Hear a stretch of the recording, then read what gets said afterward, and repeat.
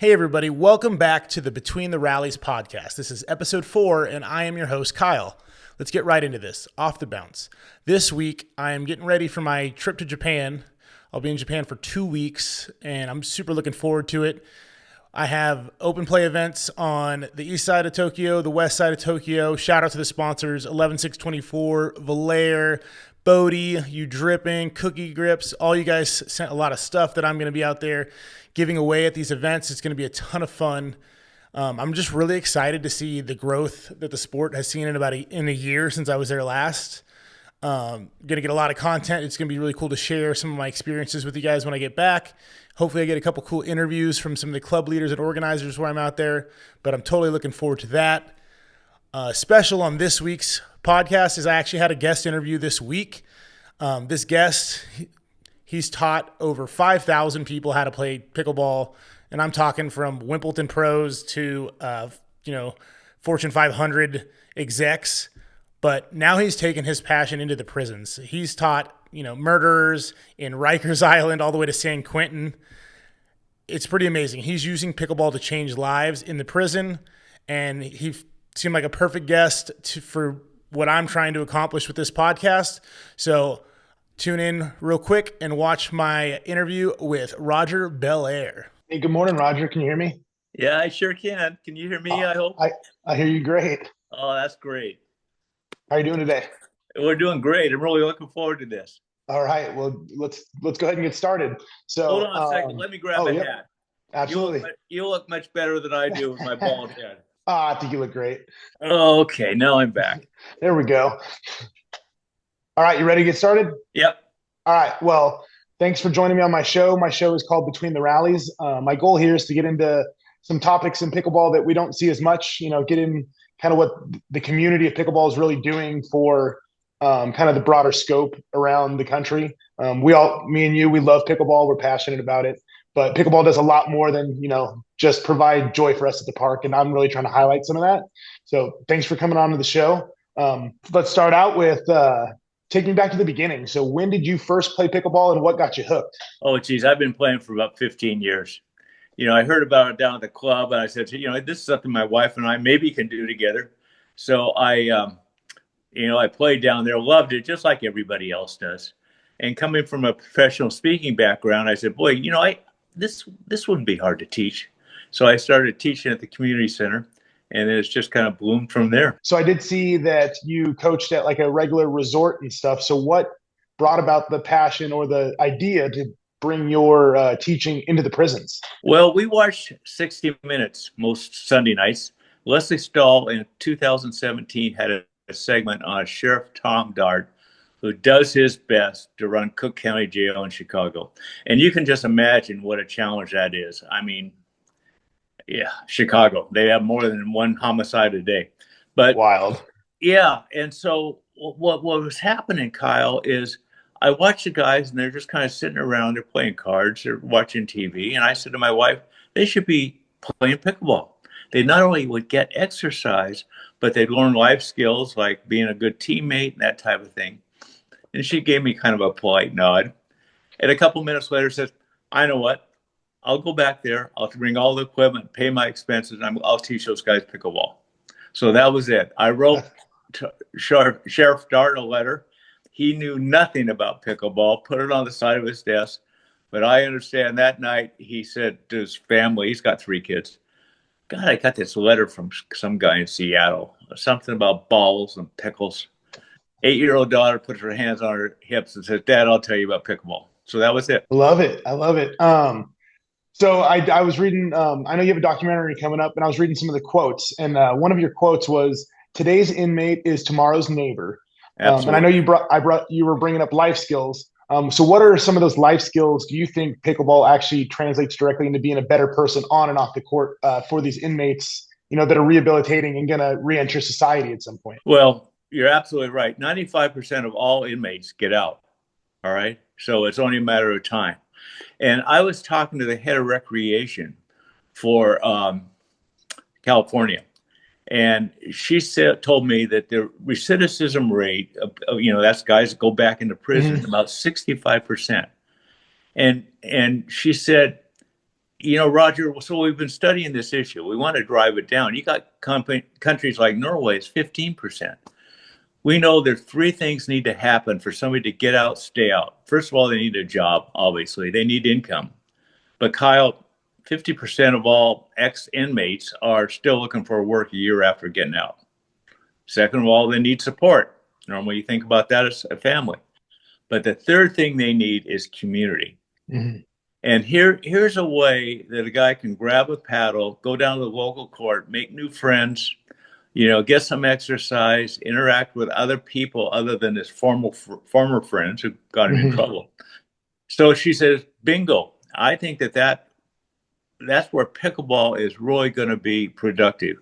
And right now we're working on a program that active pickleball players, once they leave the prison, they're given a new paddle.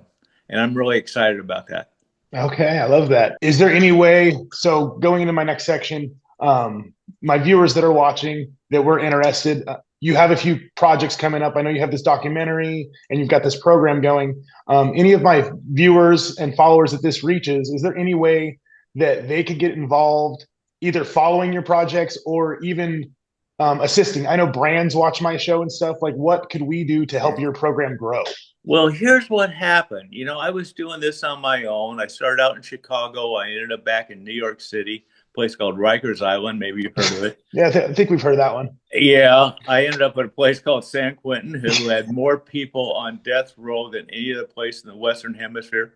First time in 170 years a warden had ever participated in an athletic event because he was out there on the courts. So, cool. And then I started getting a little bit of publicity.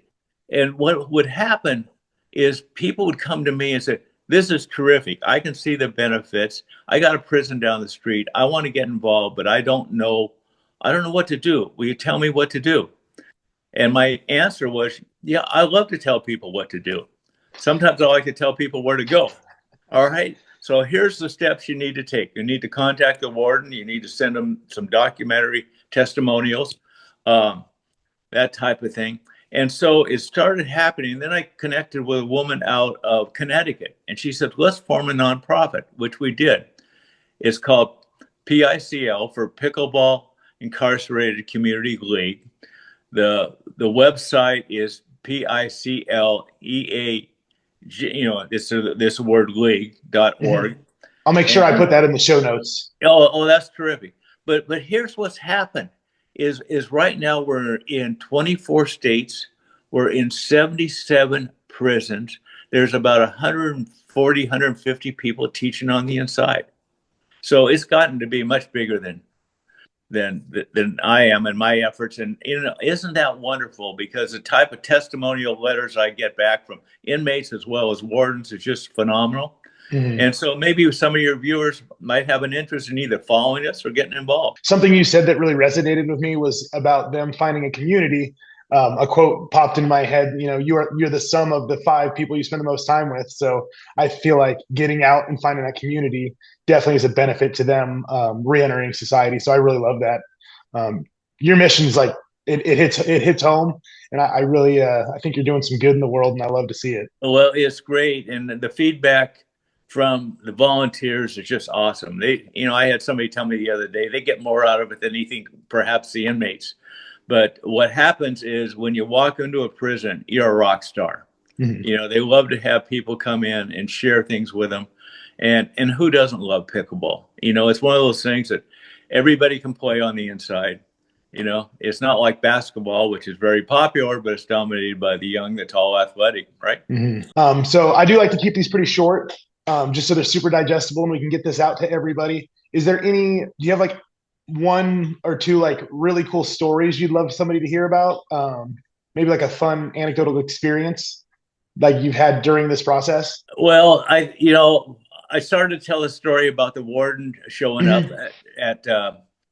on San Quentin, and because what he did was, the guards, they're called corrections officers, said, well, if he can play, we can too. And they were out there in full uniform. They have a podcast called Uncuffed out of San Quentin. And I would encourage people to listen to that, because some of the comments are, I never thought I'd see something like this at San Quentin. Maybe this was the day that changed the culture of San Quentin, that we can work together for a common good of getting people out, getting them rehabilitated so they can be a productive member of society, as compared to the old system, which was you're here to be punished. Mhm. You know, you do something wrong, you're going to get more punishment. And I think that's one of my favorite stories about what's happened on the inside. That's so awesome. Well, that's really all I have for you today. I'm super thankful you took time out of your day to sit here and talk to me. I think my viewers are going to love this. This was great. I mean, I learned a lot. They're going to learn a lot. I feel like we got a lot of value out of this. I just want to thank you again so much for coming on with me. Thank you. And they can connect with me through the site that you're posting in the footnotes. And I'm happy to answer any questions anybody might have. Awesome. Thank you so much, Roger. I hope you have a great weekend.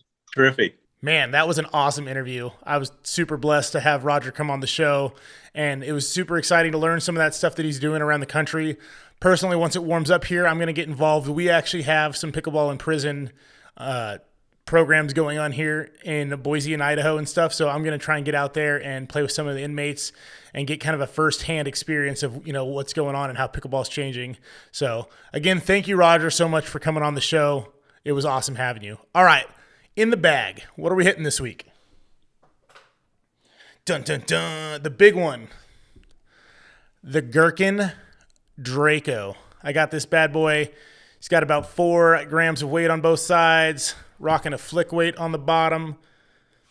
Got the U-dripping grip and a reflex band. This paddle, Gherkin hit out of the park. I was probably one of the first people to talk about Gherkin on a podcast, and they came up as sort of like a joke. I was, just browsing through Instagram, and I saw, Gherkin, and I thought it was a funny name, reached out to them, and they've been awesome. I still have pictures of when they sent me, it was the Phantom, and it was so gritty that I could just hang it on a shirt in my closet. It was hilarious. So this paddle is going to be a hit. It's using a different kind of foam. It's not EPP. And it's also not MPP. It's an NCP. So they're the first ones to use this foam. It's a nanocellular polymer, I think is what NCP stands for. And it's very unique. It had a very slight break-in, and it's a little poppy at first, but it's dwelly too. It's really good in the flicks. It's got a low swing weight. The shape is a hybrid. It's a pretty unique shape. But I'm really impressed with this paddle. I think it's going to do really well. It's going to be launched here in the next few weeks. I can't remember the exact date. I know after code it's $162. But what's interesting is they're actually offering a 30-day trial and a limited lifetime warranty. So there is no risk in trying this paddle. I think that's really going to set a standard with that offering is a big deal. So 30-day trial, lifetime limited warranty. They're confident in their product. So definitely give this a look. I have a feeling they're going to sell out just because I've seen a lot of the buzz from the other reviewers and influencers, etc. And everybody's really digging this paddle. So I have a feeling they're going to fly off the shelf. Definitely worth looking. The Gherkin Draco. Those of you that have been following me know that I'm a big runner. I ran a marathon this year. So I've been really big on insoles. And I'd been seeing the buzz about the Blue Maca insoles. So I reached out to get a pair. These are their Max Cushion Connect. So the big thing here is it's supposed to create, your foot isn't supposed to slide in there. So I have had messages where people are like, hey, my toes jam into the front of my shoe. How do I fix that? And a lot of times I'll suggest a runner's knot. And that'll, hold your heel back into the shoe. But this eliminates the need for a runner's knot. Your foot is locked in to this insole, and this insole has really good cushion. Some cons to this though. I did feel like I used this first in my Knox Tempo, which is a very, very snug shoe. And the Max Cushion, I feel raised my foot up a little too much where the shoe was too snug. So if you have a shoe that's more snug, I would definitely go up a half size. But in a shoe like a Cypher or the new Selkirk CourtStrike non-pros that have a little more room, these things fit perfectly, and your feet don't move, so you're not leaking energy. Another thing I would note, though, is your socks are important. So I tried just plain cotton socks, and my feet got really hot from the grip. But then I tried running socks, like Smart Wool, some of the new U-Drippin socks, which are very similar to like Stance socks, and no problems whatsoever. My feet were locked in, felt no slippage. Again, the cushion was super comfortable. These are definitely worth checking out. I do have a code if you want to support the channel, but if you're big on insoles, Blue Maca is definitely worth trying. I love them. I don't know if I'll be able to play without them. And I've tried the Curexes, the Super Feets, but these are good. I haven't tried them for running yet. So I'm actually curious to try them in my running shoe and see how that goes. But definitely give them a look. And then another paddle that came across this week, it's a Gen 3, but it's a control paddle. It's more so, well, I'd call it an all-court. He said more control-oriented, but playing it, it's more of an all-court. So the brand is called Beyond Measure, and it's a small, like, two-person operation out of New York, and it's called the Ronin. It's very gritty, Gen 3, so it has that Gen 3 feel and sound, but it's definitely softer, and it does put it more in that all-court category. I did like it. The spin was great, and they're affordable. They're like $130, so nothing crazy. I do like that we're not seeing as many, mid-200s paddles. Definitely worth checking out. They also make some grips and other stuff, and they're in the works of making some other paddles too, so I'm excited to try that.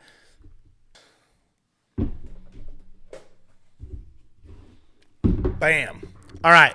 So Selkirk recently came out with the CourtStrike 2.0s. So this is an upgraded version of their previous 1.0s. You have the pros and you have the non-pros. Tried them both. I like them both for very different reasons.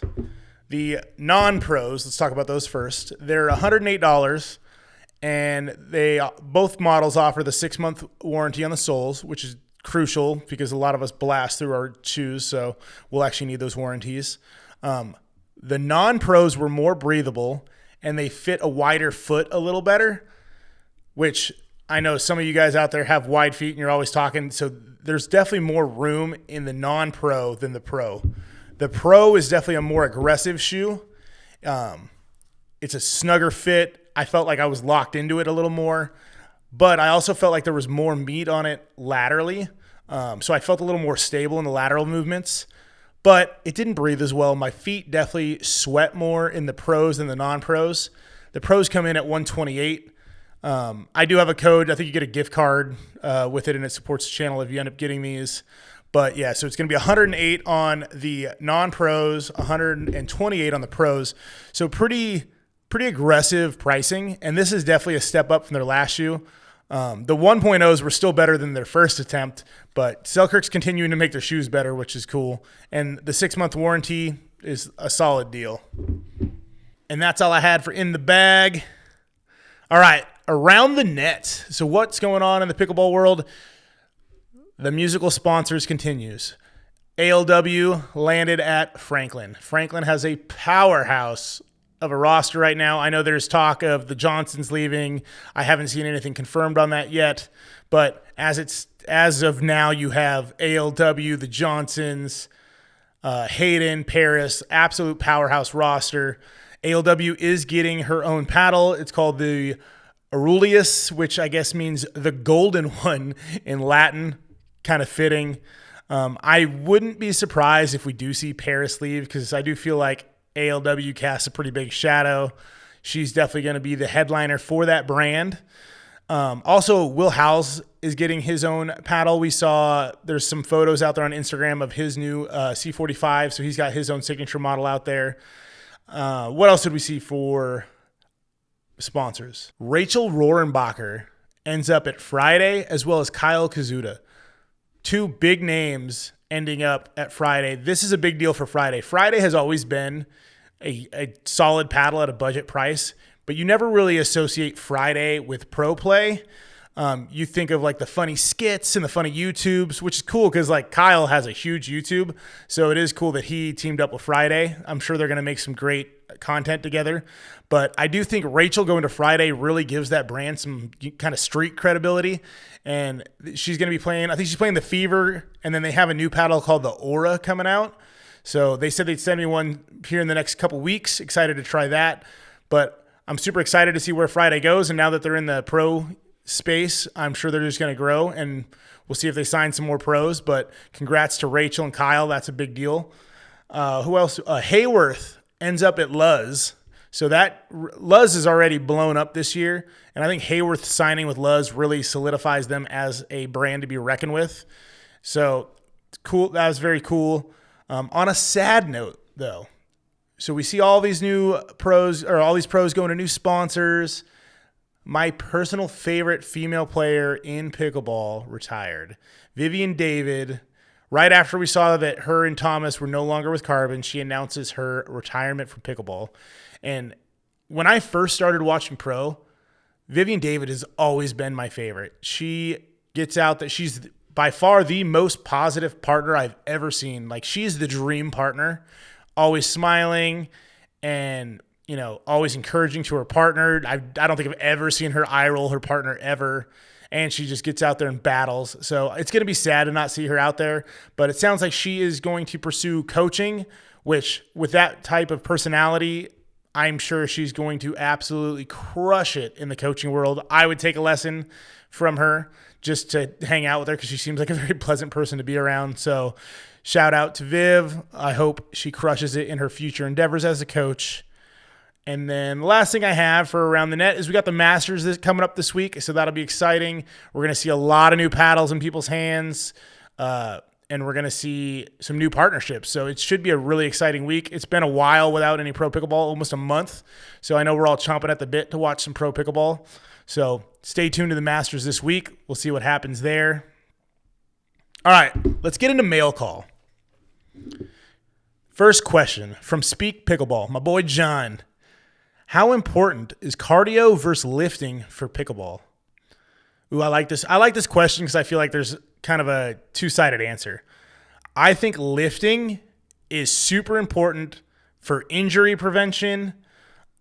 And like what I mean by that is like deadlifts and proper hinging movements. Like if you learn to deadlift correctly, kettlebell swings, stuff like that, that hinge movement where you're kind of driving your butt backwards, engaging that posterior chain, and engaging your glutes and your hamstrings really protects your lower back when you're leaning into the kitchen and flicking and stuff. If you have a really weak posterior chain and you don't understand hinging correctly, you are definitely susceptible to a lower back injury and just lower back fatigue in general.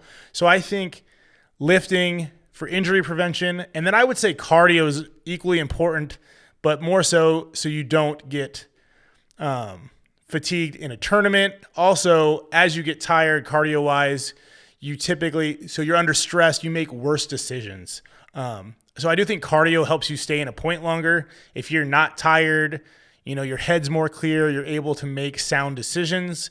So if you have bad cardio, that heart rate's spiking, you tend to just want to pull the trigger and get that point over. And it might even be subconsciously. Like you're just tired, your heart rate's up, and you're just like, you know, try to blast one. Versus, you know, if you're calm and you're still breathing well and your heart rate's low, you're able to really like grind that point out.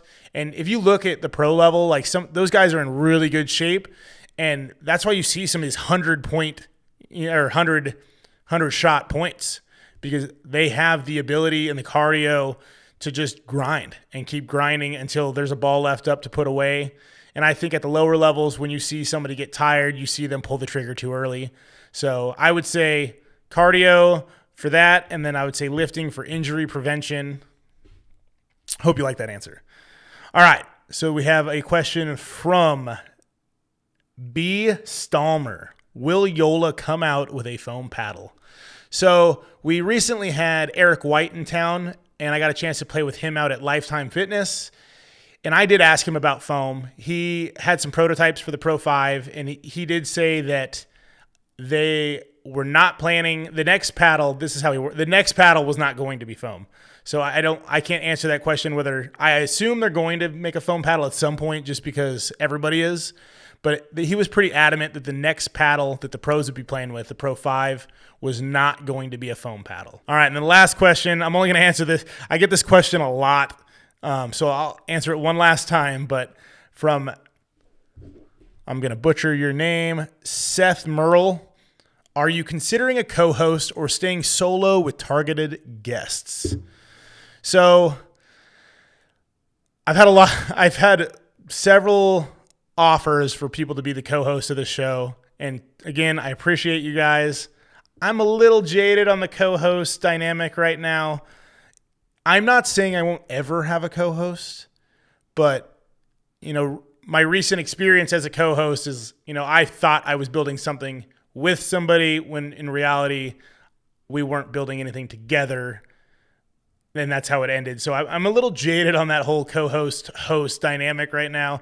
If somebody comes along that I really feel would add a ton of value and that we could build something together that I thought would be, something special, I definitely would think about taking on a co-host. But until then, I just plan on having cool guests that I want to talk to.